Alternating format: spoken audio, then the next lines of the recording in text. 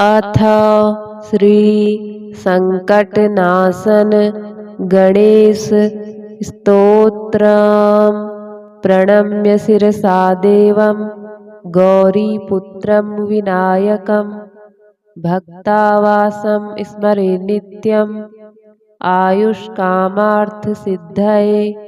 प्रथमं वक्रतुण्डं च एकदन्तं द्वितीयकं तृतीयं कृष्णपिङ्गाक्षं गजवक्त्रं चतुर्थकं लम्बोदरं पञ्चमं च षष्ठं विकटमेव च सप्तमं विघ्नराजेन्द्रं धूम्रवर्णं तथाष्टमं नवमं भालचन्द्रं च दशमं तु विनायकम् एकादशं गणपतिं द्वादशं तु गजाननं द्वादशैतानि नामानि त्रिसन्ध्यं यः पठेन्नरः न च विघ्नभयं तस्य सर्वसिद्धिकरं प्रभो। विद्यार्थी लभते विद्यां धनार्थी लभते धनं पुत्रार्थी लभते पुत्रान् मोक्षार्थी लभते गतिम्।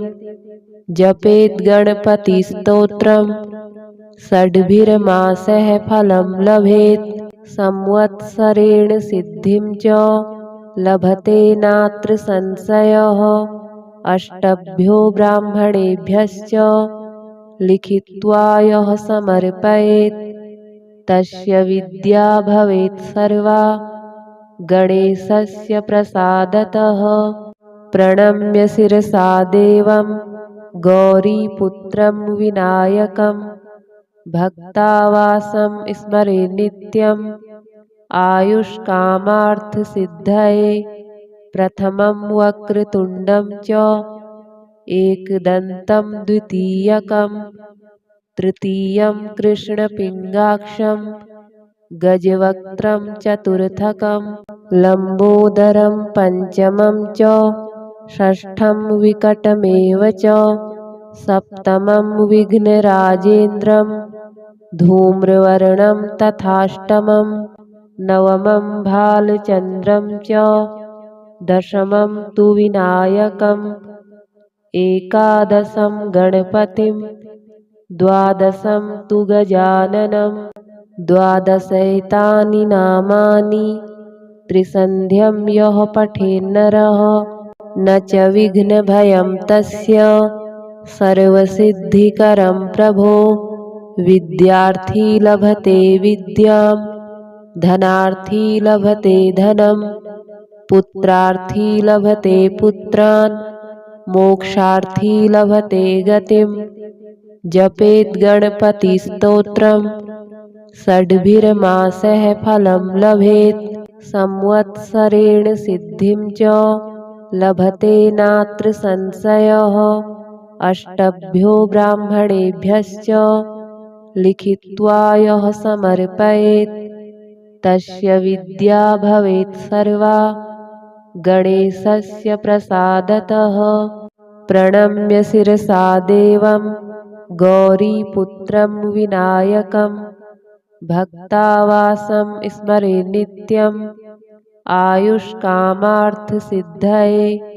प्रथमं वक्रतुण्डं च एकदन्तं द्वितीयकं तृतीयं कृष्णपिङ्गाक्षं गजवक्त्रं चतुर्थकं लम्बोदरं पञ्चमं च षष्ठं विकटमेव च सप्तमं विघ्नराजेन्द्रं धूम्रवर्णं तथाष्टमं नवमं भालचन्द्रं च दशमं तु विनायकम् एकादशं गणपतिं द्वादशं तु गजाननं द्वादशैतानि नामानि त्रिसन्ध्यं यः पठेन्नरः न च विघ्नभयं तस्य सर्वसिद्धिकरं प्रभो।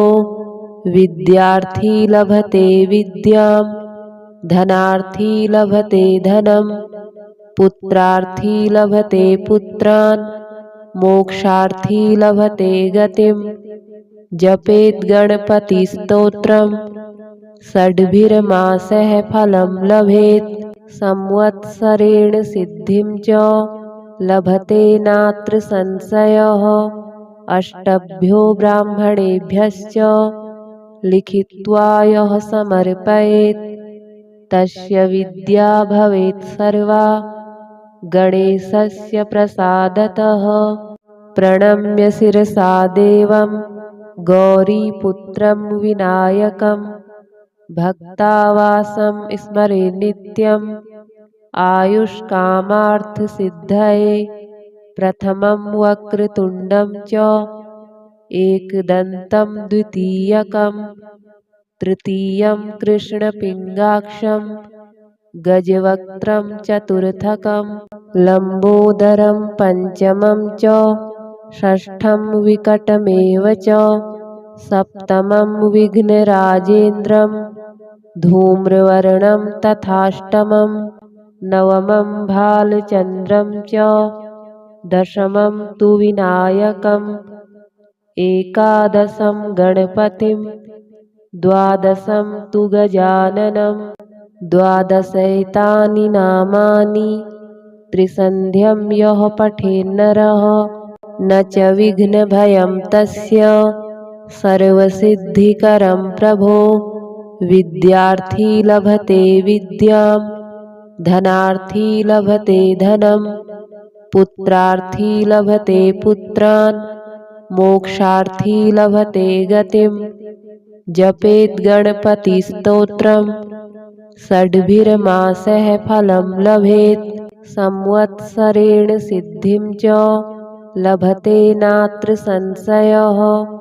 अष्टभ्यो ब्राह्मणेभ्यश्च लिखित्वा यः समर्पयेत् तस्य विद्या भवेत् सर्वा गणेशस्य प्रसादतः।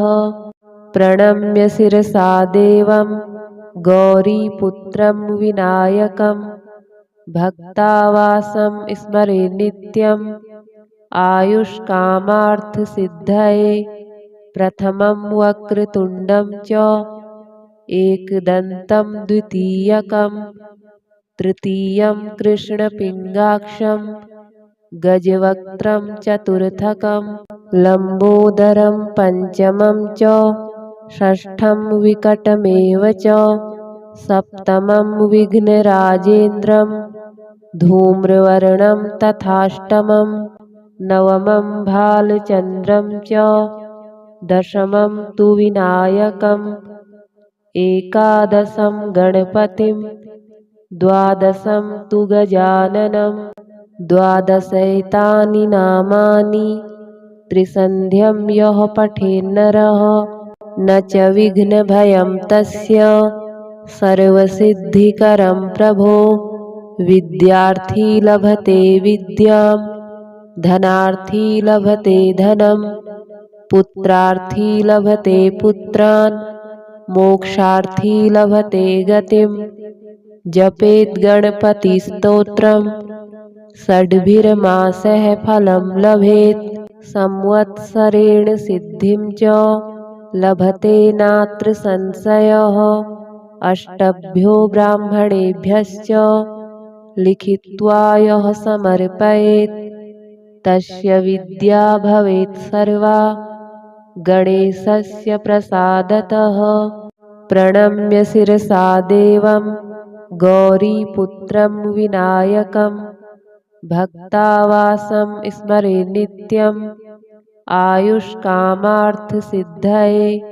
प्रथमं वक्रतुण्डं च एकदन्तं द्वितीयकं तृतीयं कृष्णपिङ्गाक्षं गजवक्त्रं चतुर्थकं लम्बोदरं पञ्चमं च षष्ठं विकटमेव च सप्तमं विघ्नराजेन्द्रं धूम्रवर्णं तथाष्टमं नवमं भालचन्द्रं च दशमं तु विनायकम् एकादशं गणपतिं द्वादशं तु गजाननं द्वादशैतानि नामानि त्रिसन्ध्यं यः पठेन्नरः न च विघ्नभयं तस्य सर्वसिद्धिकरं प्रभो।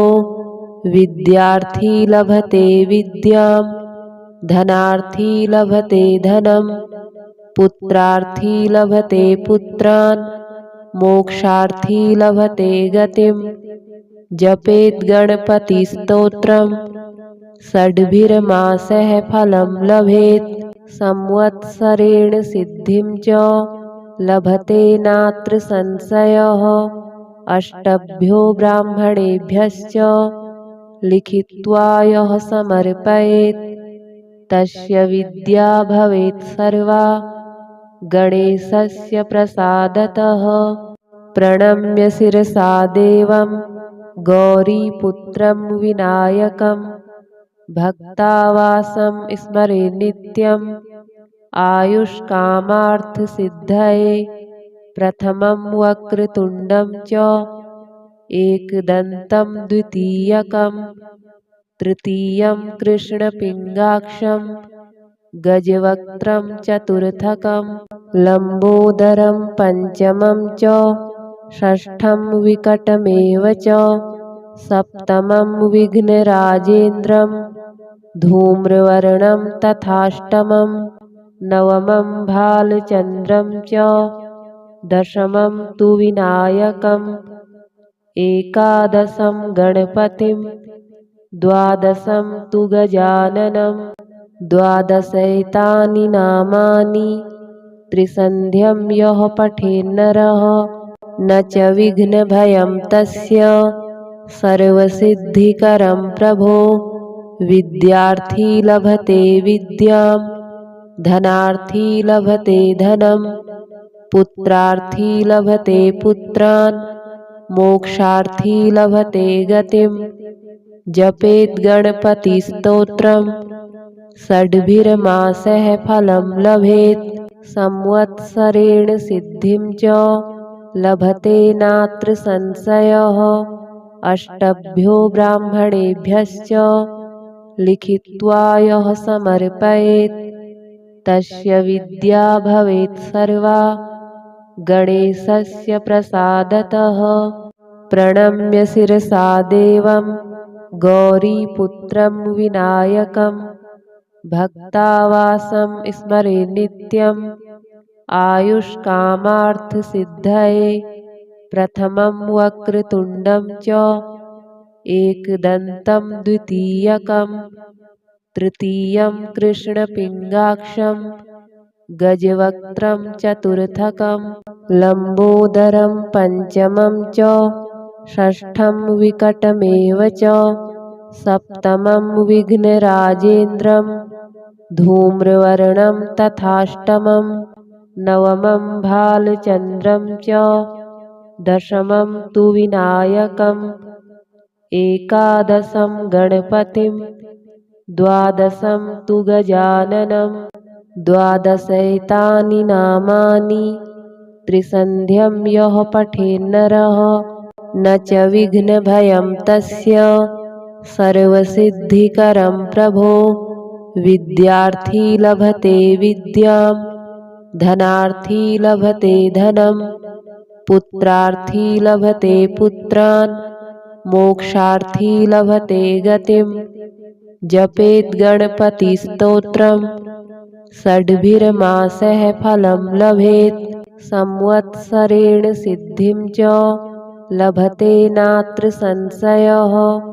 अष्टभ्यो ब्राह्मणेभ्यश्च लिखित्वा यः समर्पयेत् तस्य विद्या भवेत् सर्वा गणेशस्य प्रसादतः। प्रणम्य शिरसा देवं गौरीपुत्रं विनायकं भक्तावासं स्मरे नित्यम् आयुष्कामार्थसिद्धये। प्रथमं वक्रतुण्डं च एकदन्तं द्वितीयकं तृतीयं कृष्णपिङ्गाक्षं गजवक्त्रं चतुर्थकं लम्बोदरं पञ्चमं च षष्ठं विकटमेव च सप्तमं विघ्नराजेन्द्रं धूम्रवर्णं तथाष्टमं नवमं भालचन्द्रं च दशमं तु विनायकम् एकादशं गणपतिं द्वादशं तु गजाननं द्वादशैतानि नामानि त्रिसन्ध्यं यः पठेन्नरः न च विघ्नभयं तस्य सर्वसिद्धिकरं प्रभो विद्यार्थी लभते विद्यां धनार्थी लभते धनं पुत्रार्थी लभते पुत्रान् मोक्षार्थी लभते गतिं जपेत् गणपतिस्तोत्रम् षड्भिर्मासः फलं लभेत् संवत्सरेण सिद्धिं च लभते नात्र संशयः अष्टभ्यो ब्राह्मणेभ्यश्च लिखित्वा यः समर्पयेत् तस्य विद्या भवेत् सर्वा गणेशस्य प्रसादतः प्रणम्य शिरसा देवं गौरीपुत्रं विनायकं भक्तावासं स्मरे नित्यम् आयुष्कामार्थसिद्धये प्रथमं वक्रतुण्डं च एकदन्तं द्वितीयकं तृतीयं कृष्णपिङ्गाक्षं गजवक्त्रं चतुर्थकं लम्बोदरं पञ्चमं च षष्ठं विकटमेव च सप्तमं विघ्नराजेन्द्रं धूम्रवर्णं तथाष्टमं नवमं भालचन्द्रं च दशमं तु विनायकम् एकादशं गणपतिं द्वादशं तु गजाननं द्वादशैतानि नामानि त्रिसन्ध्यं यः पठेन्नरः न च विघ्नभयं तस्य सर्वसिद्धिकरं प्रभो विद्यार्थी लभते विद्यां धनार्थी लभते धनं पुत्रार्थी लभते पुत्रान् मोक्षार्थी लभते गतिं जपेत् गणपतिस्तोत्रम् षड्भिर्मासः फलं लभेत् संवत्सरेण सिद्धिं च लभते नात्र संशयः अष्टभ्यो ब्राह्मणेभ्यश्च लिखित्वा यः समर्पयेत् तस्य विद्या भवेत् सर्वा गणेशस्य प्रसादतः प्रणम्य शिरसा देवं गौरीपुत्रं विनायकं भक्तावासं स्मरे नित्यम् आयुष्कामार्थसिद्धये प्रथमं वक्रतुण्डं च एकदन्तं द्वितीयकं तृतीयं कृष्णपिङ्गाक्षं गजवक्त्रं चतुर्थकं लम्बोदरं पञ्चमं च षष्ठं विकटमेव च सप्तमं विघ्नराजेन्द्रं धूम्रवर्णं तथाष्टमं नवमं भालचन्द्रं च दशमं तु विनायकम् एकादशं गणपतिं द्वादशं तु गजाननं द्वादशैतानि नामानि त्रिसन्ध्यं यः पठेन्नरः न च विघ्नभयं तस्य सर्वसिद्धिकरं प्रभो विद्यार्थी लभते विद्यां धनार्थी लभते धनं पुत्रार्थी लभते पुत्रान् मोक्षार्थी लभते गतिं जपेत् गणपतिस्तोत्रम् षड्भिर्मासः फलं लभेत् संवत्सरेण सिद्धिं च लभते नात्र संशयः अष्टभ्यो ब्राह्मणेभ्यश्च लिखित्वा यः समर्पयेत् तस्य विद्या भवेत् सर्वा गणेशस्य प्रसादतः प्रणम्य शिरसा देवं गौरीपुत्रं विनायकं भक्तावासं स्मरे नित्यम् आयुष्कामार्थसिद्धये प्रथमं वक्रतुण्डं च एकदन्तं द्वितीयकं तृतीयं कृष्णपिङ्गाक्षं गजवक्त्रं चतुर्थकं लम्बोदरं पञ्चमं च षष्ठं विकटमेव च सप्तमं विघ्नराजेन्द्रं धूम्रवर्णं तथाष्टमं नवमं भालचन्द्रं च दशमं तु विनायकम् एकादशं गणपतिं द्वादशं तु गजाननं द्वादशैतानि नामानि त्रिसन्ध्यं यः पठेन्नरः न च विघ्नभयं तस्य सर्वसिद्धिकरं प्रभो विद्यार्थी लभते विद्यां धनार्थी लभते धनं पुत्रार्थी लभते पुत्रान् मोक्षार्थी लभते गतिं जपेत् गणपतिस्तोत्रं षड्भिर्मासः फलं लभेत् संवत्सरेण सिद्धिं च लभते नात्र संशयः अष्टभ्यो ब्राह्मणेभ्यश्च लिखित्वा यः समर्पयेत् तस्य विद्या भवेत् सर्वा गणेशस्य प्रसादतः प्रणम्य शिरसा देवं गौरीपुत्रं विनायकं भक्तावासं स्मरे नित्यम् आयुष्कामार्थसिद्धये प्रथमं वक्रतुण्डं च एकदन्तं द्वितीयकं तृतीयं कृष्णपिङ्गाक्षं गजवक्त्रं चतुर्थकं लम्बोदरं पञ्चमं च षष्ठं विकटमेव च सप्तमं विघ्नराजेन्द्रं धूम्रवर्णं तथाष्टमं नवमं भालचन्द्रं च दशमं तु विनायकम् एकादशं गणपतिं द्वादशं तु गजाननं द्वादशैतानि नामानि त्रिसन्ध्यं यः पठेन्नरः न च विघ्नभयं तस्य सर्वसिद्धिकरं प्रभो विद्यार्थी लभते विद्यां धनार्थी लभते धनं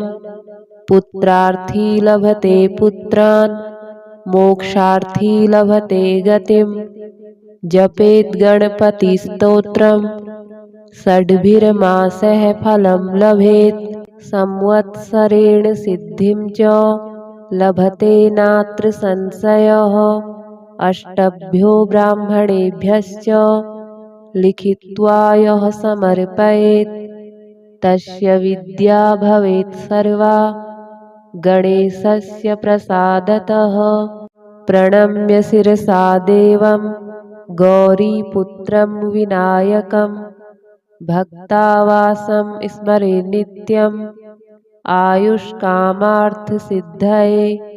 प्रथमं वक्रतुण्डं च एकदन्तं द्वितीयकं तृतीयं कृष्णपिङ्गाक्षं गजवक्त्रं चतुर्थकं लम्बोदरं पञ्चमं च षष्ठं विकटमेव च सप्तमं विघ्नराजेन्द्रं धूम्रवर्णं तथाष्टमं नवमं भालचन्द्रं च दशमं तु विनायकम् एकादशं गणपतिं द्वादशं तु गजाननं द्वादशैतानि नामानि त्रिसन्ध्यं यः पठेन्नरः न च विघ्नभयं तस्य सर्वसिद्धिकरं प्रभो विद्यार्थी लभते विद्यां धनार्थी लभते धनं पुत्रार्थी लभते पुत्रान् मोक्षार्थी लभते गतिं जपेत् गणपतिस्तोत्रं षड्भिर्मासः फलं लभेत् संवत्सरेण सिद्धिं च लभते नात्र संशयः अष्टभ्यो ब्राह्मणेभ्यश्च लिखित्वा यः समर्पयेत् तस्य विद्या भवेत् सर्वा गणेशस्य प्रसादतः प्रणम्य शिरसा देवं गौरीपुत्रं विनायकं भक्तावासं स्मरे नित्यम् आयुष्कामार्थसिद्धये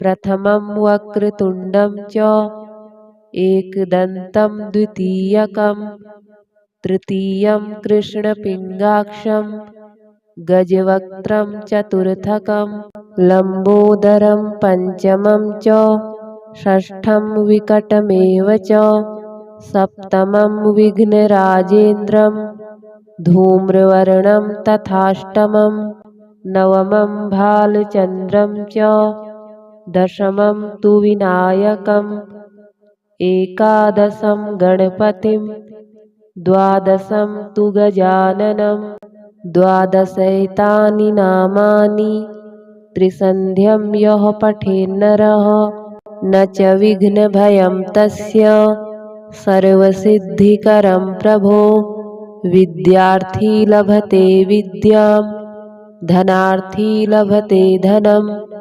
पुत्रार्थी लभते पुत्रान् मोक्षार्थी लभते गतिं जपेत् गणपतिस्तोत्रं षड्भिर्मासः फलं लभेत् संवत्सरेण सिद्धिं च लभते नात्र संशयः अष्टभ्यो ब्राह्मणेभ्यश्च लिखित्वा यः समर्पयेत् तस्य विद्या भवेत् सर्वा गणेशस्य प्रसादतः प्रणम्य शिरसा देवं गौरीपुत्रं विनायकं भक्तावासं स्मरे नित्यम् आयुष्कामार्थसिद्धये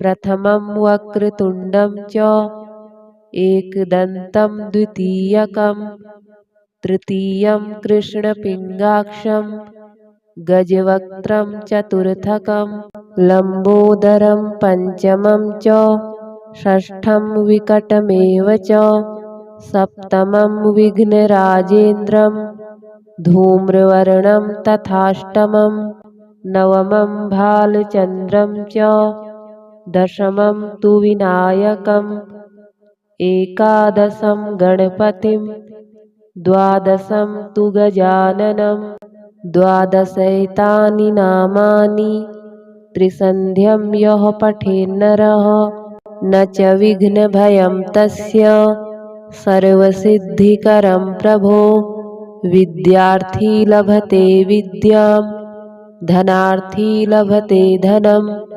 पुत्रार्थी लभते पुत्रान् मोक्षार्थी लभते गतिं जपेत् गणपतिस्तोत्रं षड्भिर्मासः फलं लभेत् संवत्सरेण सिद्धिं च लभते नात्र संशयः अष्टभ्यो ब्राह्मणेभ्यश्च लिखित्वा यः समर्पयेत् तस्य विद्या भवेत् सर्वा गणेशस्य प्रसादतः प्रणम्य शिरसा देवं गौरीपुत्रं विनायकं भक्तावासं स्मरे नित्यम् आयुष्कामार्थसिद्धये प्रथमं वक्रतुण्डं च एकदन्तं द्वितीयकं तृतीयं कृष्णपिङ्गाक्षं गजवक्त्रं चतुर्थकं लम्बोदरं पञ्चमं च षष्ठं विकटमेव च सप्तमं विघ्नराजेन्द्रं धूम्रवर्णं तथाष्टमं नवमं भालचन्द्रं च दशमं तु विनायकम् एकादशं गणपतिं द्वादशं तु गजाननं द्वादशैतानि नामानि त्रिसन्ध्यं यः पठेन्नरः न च विघ्नभयं तस्य सर्वसिद्धिकरं प्रभो विद्यार्थी लभते विद्यां धनार्थी लभते धनं पुत्रार्थी लभते पुत्रान् मोक्षार्थी लभते गतिं जपेत् गणपतिस्तोत्रं षड्भिर्मासः फलं लभेत् संवत्सरेण सिद्धिं च लभते नात्र संशयः। अष्टभ्यो ब्राह्मणेभ्यश्च लिखित्वा यः समर्पयेत् तस्य विद्या भवेत् सर्वा गणेशस्य प्रसादतः। प्रणम्य शिरसा देवं गौरीपुत्रं विनायकं भक्तावासं स्मरे नित्यम् आयुष्कामार्थसिद्धये। प्रथमं वक्रतुण्डं च एकदन्तं द्वितीयकं तृतीयं कृष्णपिङ्गाक्षं गजवक्त्रं चतुर्थकं लम्बोदरं पञ्चमं च षष्ठं विकटमेव च सप्तमं विघ्नराजेन्द्रं धूम्रवर्णं तथाष्टमं नवमं भालचन्द्रं च दशमं तु विनायकम् एकादशं गणपतिं द्वादशं तु गजाननं द्वादशैतानि नामानि त्रिसन्ध्यं यः पठेन्नरः न च विघ्नभयं तस्य सर्वसिद्धिकरं प्रभो। विद्यार्थी लभते विद्यां धनार्थी लभते धनं पुत्रार्थी लभते पुत्रान् मोक्षार्थी लभते गतिम्। जपेत् गणपतिस्तोत्रम् षड्भिर्मासः फलं लभेत् संवत्सरेण सिद्धिं च लभते नात्र संशयः। अष्टभ्यो ब्राह्मणेभ्यश्च लिखित्वा यः समर्पयेत् तस्य विद्या भवेत् सर्वा गणेशस्य प्रसादतः। प्रणम्य शिरसा देवं गौरीपुत्रं विनायकं भक्तावासं स्मरे नित्यम् आयुष्कामार्थसिद्धये। प्रथमं वक्रतुण्डं च एकदन्तं द्वितीयकं तृतीयं कृष्णपिङ्गाक्षं गजवक्त्रं चतुर्थकं लम्बोदरं पञ्चमं च षष्ठं विकटमेव च सप्तमं विघ्नराजेन्द्रं धूम्रवर्णं तथाष्टमं नवमं भालचन्द्रं च दशमं तु विनायकम् एकादशं गणपतिं द्वादशं तु गजाननं द्वादशैतानि नामानि त्रिसन्ध्यं यः पठेन्नरः न च विघ्नभयं तस्य सर्वसिद्धिकरं प्रभो। विद्यार्थी लभते विद्यां धनार्थी लभते धनं पुत्रार्थी लभते पुत्रान् मोक्षार्थी लभते गतिम्। जपेत् गणपतिस्तोत्रम् षड्भिर्मासः फलं लभेत् संवत्सरेण सिद्धिं च लभते नात्र संशयः। अष्टभ्यो ब्राह्मणेभ्यश्च लिखित्वा यः समर्पयेत् तस्य विद्या भवेत् सर्वा गणेशस्य प्रसादतः। प्रणम्य शिरसा देवं गौरीपुत्रं विनायकं भक्तावासं स्मरे नित्यम् आयुष्कामार्थसिद्धये। प्रथमं वक्रतुण्डं च एकदन्तं द्वितीयकं तृतीयं कृष्णपिङ्गाक्षं गजवक्त्रं चतुर्थकं लम्बोदरं पञ्चमं च षष्ठं विकटमेव च सप्तमं विघ्नराजेन्द्रं धूम्रवर्णं तथाष्टमं नवमं भालचन्द्रं च दशमं तु विनायकम् एकादशं गणपतिं द्वादशं तु गजाननं द्वादशैतानि नामानि त्रिसन्ध्यं यः पठेन्नरः न च विघ्नभयं तस्य सर्वसिद्धिकरं प्रभो विद्यार्थी लभते विद्यां धनार्थी लभते धनं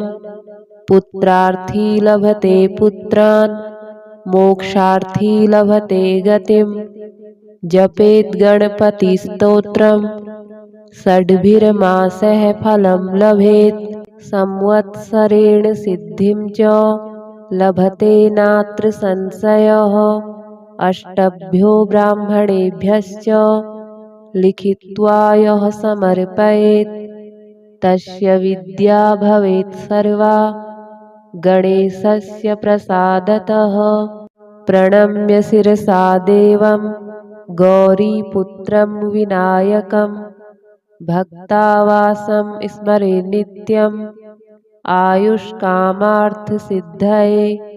प्रथमं वक्रतुण्डं च एकदन्तं द्वितीयकं तृतीयं कृष्णपिङ्गाक्षं गजवक्त्रं चतुर्थकं लम्बोदरं पञ्चमं च षष्ठं विकटमेव च सप्तमं विघ्नराजेन्द्रं धूम्रवर्णं तथाष्टमं नवमं भालचन्द्रं च दशमं तु विनायकम् एकादशं गणपतिं द्वादशं तु गजाननं द्वादशैतानि नामानि त्रिसन्ध्यं यः पठेन्नरः न च विघ्नभयं तस्य सर्वसिद्धिकरं प्रभो विद्यार्थी लभते विद्यां धनार्थी लभते धनं